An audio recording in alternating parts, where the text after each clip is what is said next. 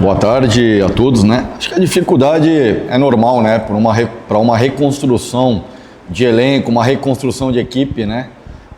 Ainda mais quando se termina uma temporada da forma como foi. Então é um processo e que a gente vai ter que ter paciência, né? Coisa que o torcedor hoje não tem e é natural, né? A gente tem que entender isso.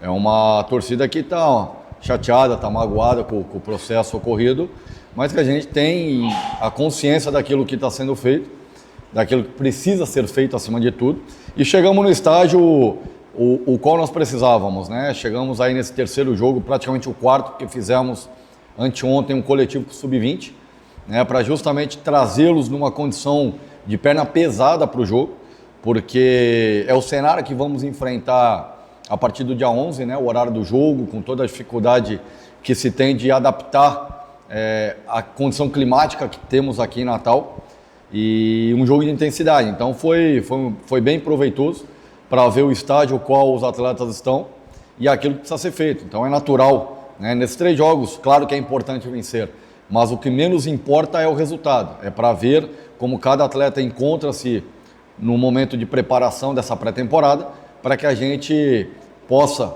evoluir dentro de um cenário aí que nos coloque nos objetivos a serem conquistados.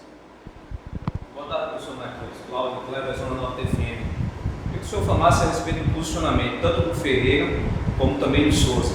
Eu percebi, ora o Ferreira estava um pouco mais à frente e o Souza mais recuado. Queria que você falasse um pouco mais dessa variação. Cláudio, né?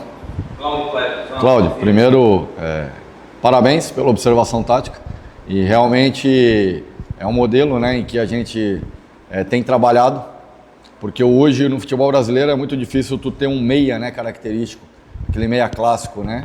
Tive alguns como comandante, caso de Talisca, caso de Cajá, caso de Alex, caso de Lincoln, né, jogadores aí que são característicos camisas 10. E hoje está cada vez mais difícil.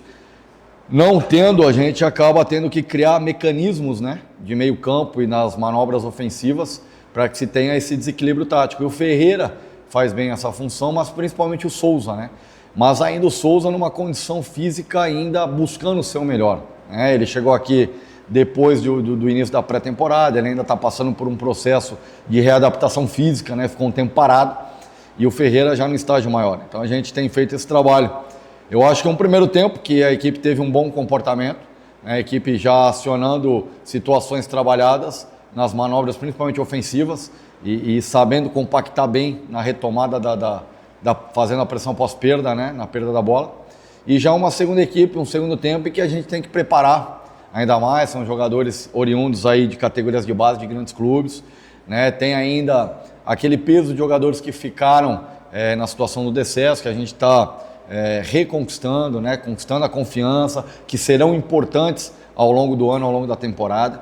O Souza e o Ferreira fazendo justamente essa função, o qual depois fez o Rodriguinho, fez o Mateuzinho, né? Depois o Natan, né? O Lucas Gabriel. Então são jogadores que a gente está adaptando para a função ali, para que a gente possa colocar o time um pouco mais à frente, né? Aproximar um pouco mais do jogo ofensivo, do qual eu gosto. Acho que a torcida do América gosta disso. É um time que tem a entrega, a disposição, a raça, mas tem que jogar para frente, né? Tem que jogar para frente, tem que buscar o gol a todo momento.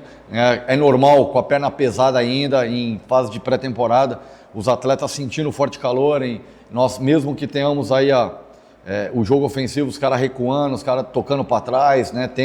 Tentando manter a posse de bola, é natural, até porque a equipe hoje do Serra Branca encontra no estágio à frente da nossa, né?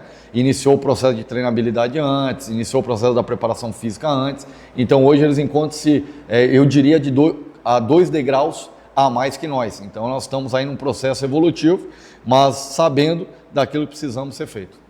Marquinhos, você falou como criação, né? Está adaptando jogadores para jogar como camisa 10. Eu queria saber como está essa evolução na criação do América, contra a CSP e Foz do Luiz. Os gols que o América fez foi pela parada, e hoje pela primeira vez o América marcou com o atacante e também com a bola rolando. Verdade, mas a bola parada é uma situação tática que se define jogo, né?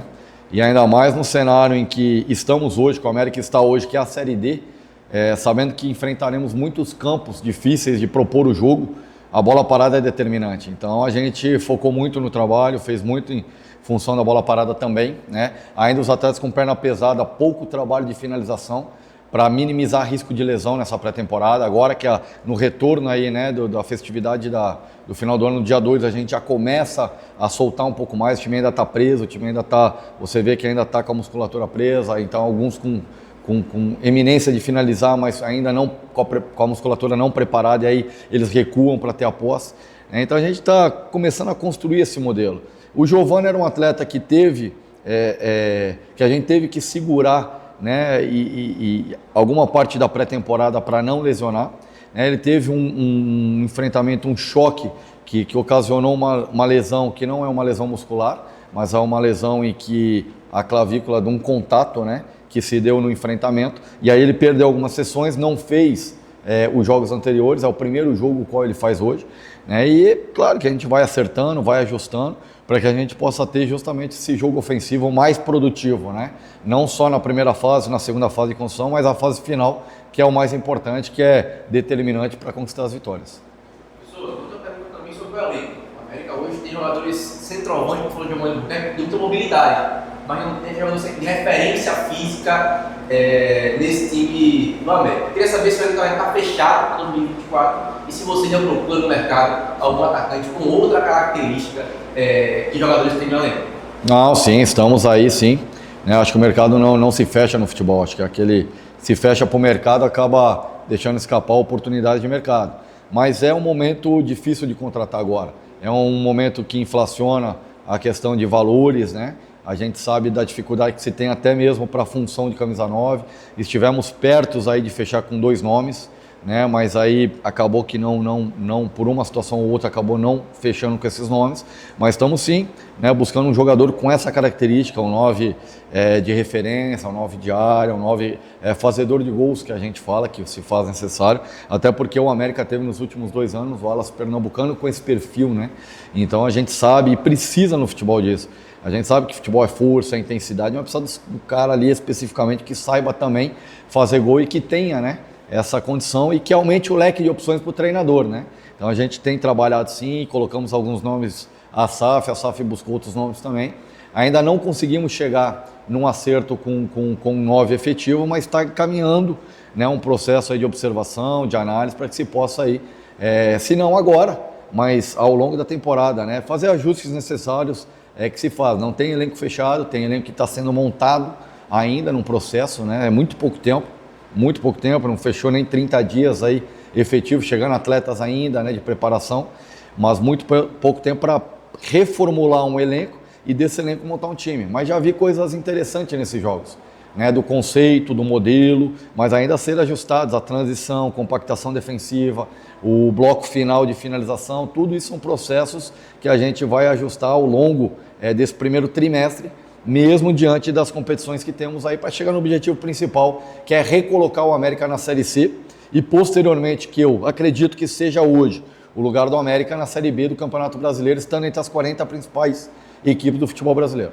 Professor, e outra pergunta agora sobre o Alan Ferreira, que terminou na Série C como para o melhor jogador do América na temporada. E nesse ano, esse primeiro que consegue ver do América, ele comentou no banco de reservas.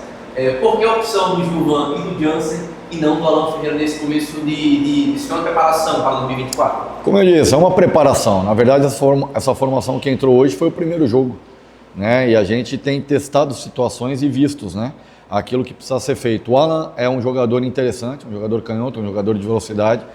É claro que nessa retomada ele precisa retomar aquilo como ele terminou, né? E aí a gente está nesse processo ainda de retomada. Não só ele, como outros jogadores que aqui estavam. Então são processos que a gente tem observado, tem visto, tem dado oportunidade. O Jansen também foi o primeiro jogo que fez, né? A gente está o Giovani foi o primeiro jogo, então a gente ainda está nesse processo inicial, né? Se chegasse aqui e tivesse já um time formado, né, um time feito, seria uma situação. Mas eu chego numa condição de reformular todo um elenco e desse elenco formar um time. Então eu tenho que rodar, eu tenho que observar. São muitos jogadores que eu não vi jogar, que não joguei contra, né, que não trabalharam comigo. Então eu tenho que aproveitar essa pré-temporada para conhecer características individuais de cada um, para que taticamente a gente possa colocar o que há de melhor para o América dentro da estratégia dos primeiros 2 meses, principalmente, para que depois encontre aí a formação ideal e siga ao longo da temporada. Professor, e em cima dessa que eu observei, o senhor sempre enfatizando no sistema defensivo, bola no chão. O senhor sempre enfatizou, e o Vinícius Paulista, que ficou entre os 2 zagueiros, né, na saída.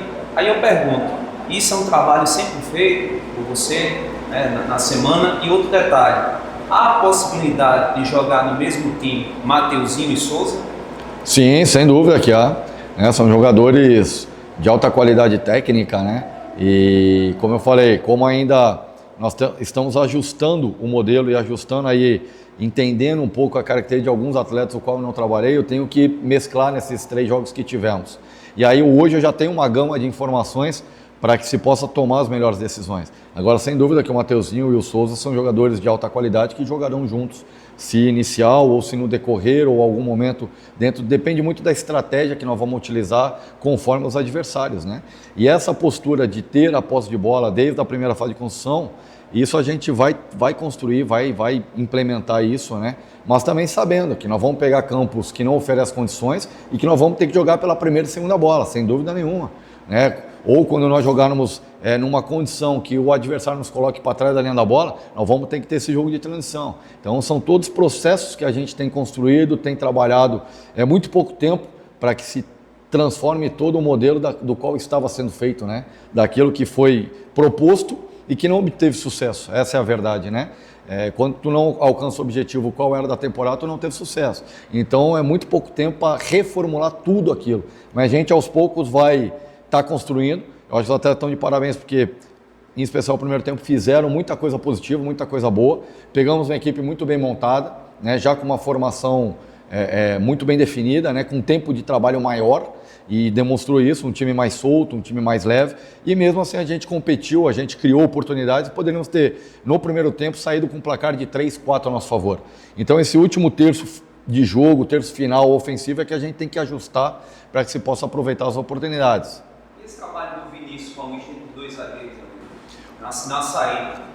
É um modelo que eu gosto, né? Um modelo que eu joguei no Curitiba, joguei no Bahia, joguei no América Mineiro, na Libertadores, assim, o Lucas Cal fazendo essa função.